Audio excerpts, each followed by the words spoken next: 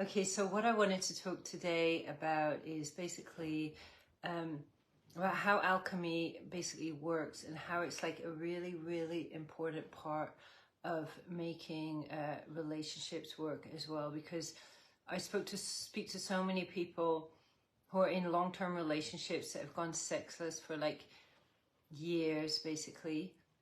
I even speak to, I speak to people who are, they actually think they've become asexual, which is very, very rare if someone's actually really, really asexual. So a lot of women in long-term relationships are actually being diagnosed with asexuality in America. This has become really, really common.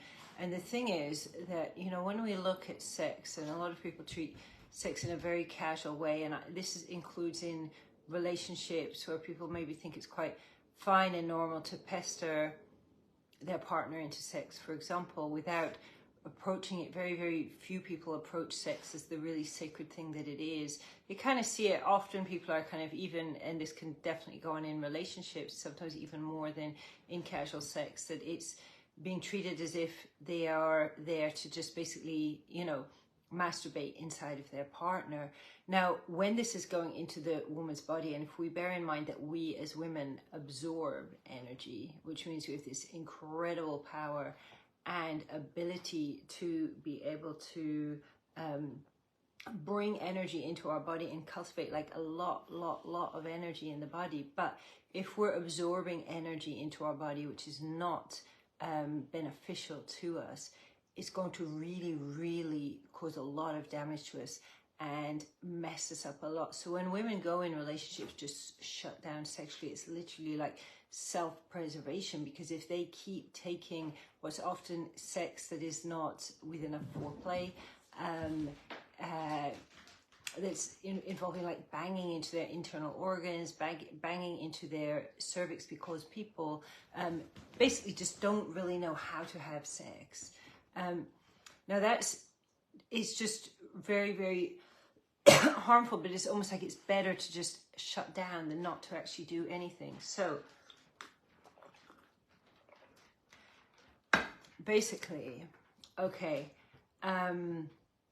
now before we even start talking about sex, and we're looking here like at relationships, we're looking at how to keep the relationship like juicy and alive and full of passion and full of like great sex and really amazing connection, getting better and better and better each day. Simply put, it's the process of alchemy. But of course, when I say simply put, it's not quite so simple to us, because everything that we Westerners have been taught about sex is almost like the opposite of actually what the truth is. If you want to really, really have a great sex life, especially a lot of what's being taught as so-called sex positive, is not really helping people to, actually get in touch with their sexuality and really have amazing sex lives. Now, number one, the first thing, and I'm sure if you're here watching this, you know this, the most important thing, the first thing I'll say, the first stage almost, it relates to emotions. Okay, what's your relationship with your emotions? And very often, and this can especially affect people who've done a lot of work on their emotions, especially a lot of spiritual work on their emotions, often what we think is the state of our emotions is not actually what's going on in there.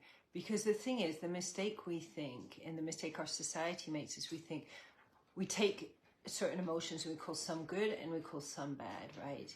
And we think, okay, certain ones need to be repressed, and okay, if you've done a really good job of repressing that emotion, it's not there anymore, it doesn't exist anymore.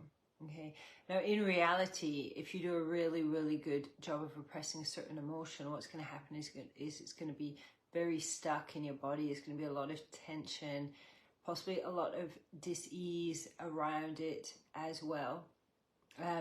And it's going to affect, when we repress our emotions, we cannot expect it not to affect the rest of our lives. And even if we go on the hill and we scream and we vent it out, it's not necessarily going to help, I suppose, you know, in the long term.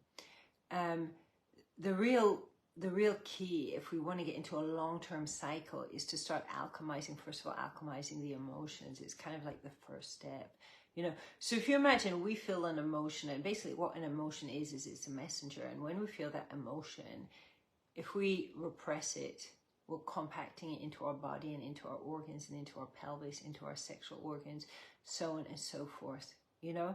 Now, if you go down like the conventional route of dealing with emotions, I'm going to give you a great example of one of my clients that had been this kind of like high-flying consultant, right, making loads and loads of money, but living a life he really, really didn't feel happy with, right? He's then gone through this kind of spiritual awakening. But what happened was when he went through this spiritual awakening, first of all, his ability to make money had really like dropped, yeah, basically as well. He'd met this woman, he was really in love with the woman, but there was also like a lot of kind of guilt and different emotions, you know, and he did his best. He was doing all these spiritual work, all these different spiritual retreats.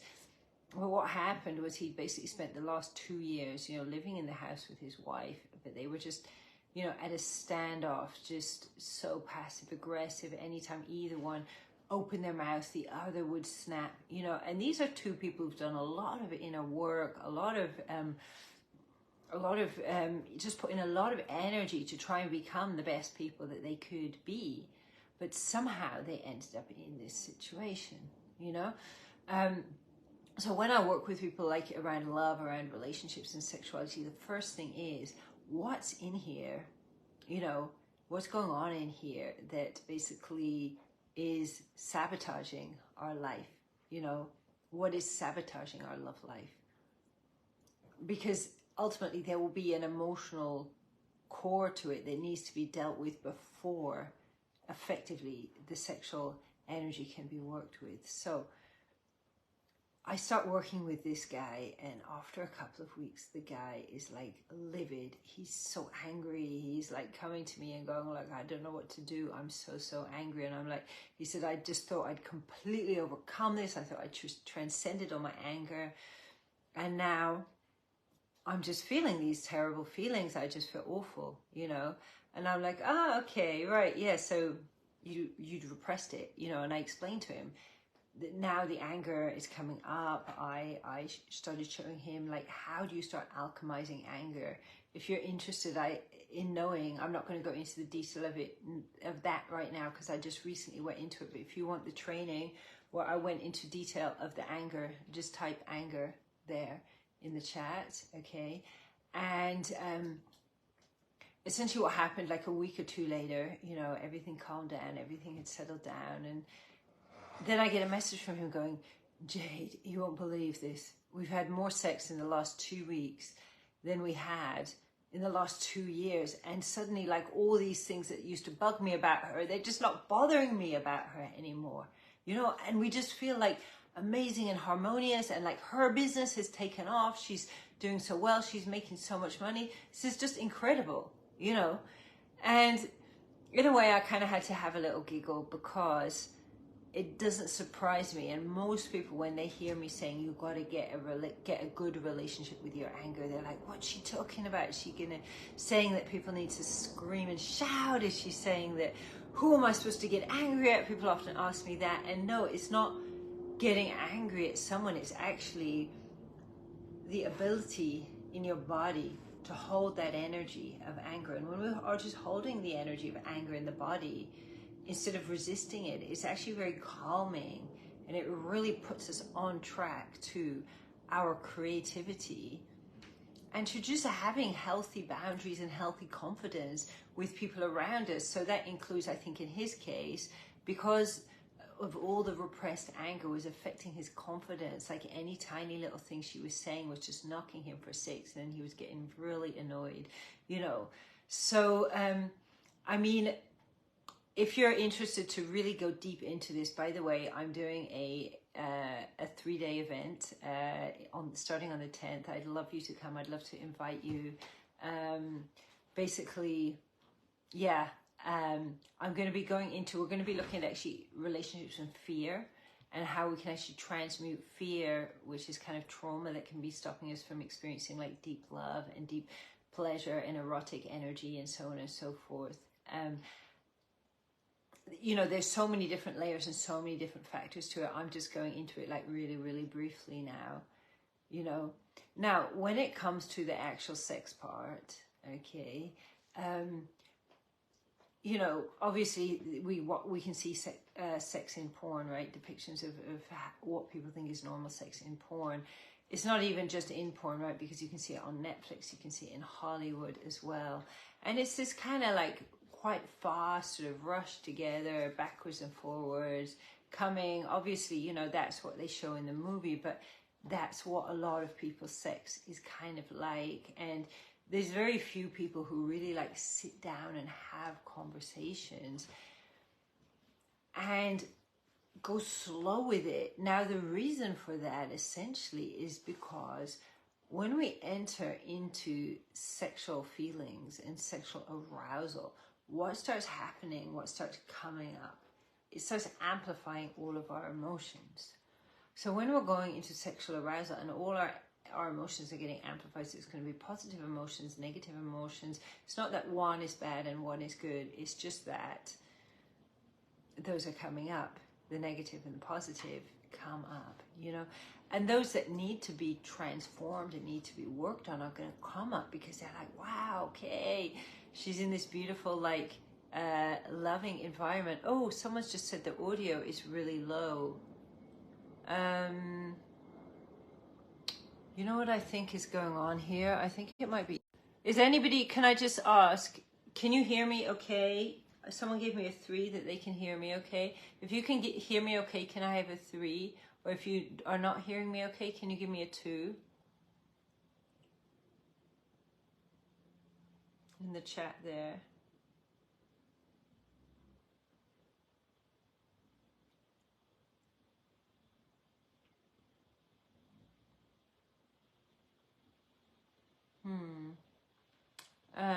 Yeah, that had a problem before because it was attached to the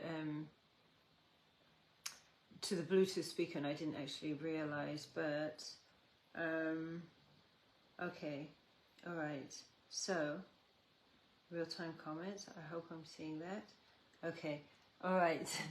So in a way, this is all amazing and a fantastic design that, let's say that when we're able to be in touch with our sexual energy, when we really understand it, when we really have a good relationship with our sexual energy and our emotions, and we're fine to go, hey, I'm really angry, hey, I'm really afraid, I'm very nervous, and I'm cool, and I can feel that, and I can sit with this, and I can be okay with it, you know. To really get into the heights of sexual energy, we really need to have that experience to be able to actually hold these energies in the body, because so many people can't. And that's why you get this raise for people trying to go as fast as they can, in and out, having sex, quickly, rushing, you know, rushing, which means you're actually missing most of the loveliness of it. But it also means you're missing out the very big transformative qualities of sex. And in a sense, you know, it all starts with breathing. It starts with the breathing we do during the day, and it starts with the breathing that we do during sex. Because to enter into these deep states of sexual alchemy, it's essential that our autonomic nervous system is in the state of deep relax and enjoy. This is actually the first thing that I teach my clients, to use that breath, those breathing techniques, to really just bring themselves down and down and down, almost like you're going into a trance, but a really slowed down trance. And when you're in that slowed down trance, that's when you're able to start working with energy. So if you're going into making love and you're going into sex and you're not able to be aware about your autonomic nervous system and really bring it down into relax and enjoy, already you're eliminating the possibility of being able to work with the energy practically. Now, when one is looking at a couple, you know, having sex together, and when I was younger, when I was first having sex, I could go like, it was like literally a year and like 3 months with a partner, and then something, it would always be at that time, a year and 3 months, bam, now I had to get out of there. I mean, I wouldn't even say it was necessarily just the sex getting boring, but there was something going on, that stuff was coming up and I had no idea how to deal with it, and I was just running because I couldn't deal with the situation. I had no idea what was happening. I had no idea about my own body. I mean, I wasn't even like having orgasms at that point. And essentially, I was just very much lost and confused when it came to sex, my body, my orgasms, and everything.